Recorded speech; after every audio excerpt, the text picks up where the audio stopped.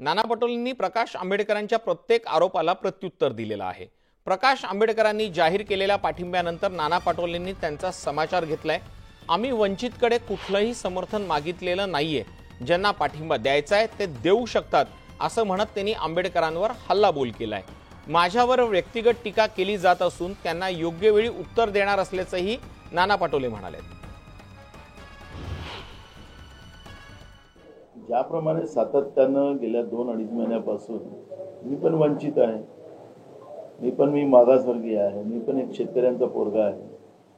त्या गेल्या 2-2.5 महिन्यापासून मला व्यक्तिगत जे टॉर्चर केलं जाते आहे, हे लोकशाहीमध्ये आणि या व्यवस्थेमध्ये ठीक आहे, कोणी कोणाचं कोण आहे मला त्याच्यावरती चर्चा नाही, हे काही बरोबर नाही।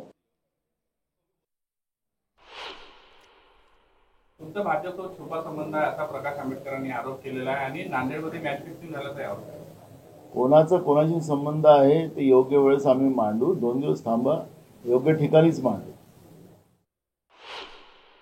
आम्ही कुठलेही समर्थन मागितलेलं नाही। एक, त्यांना द्यायचं तर ते देऊ शकतात।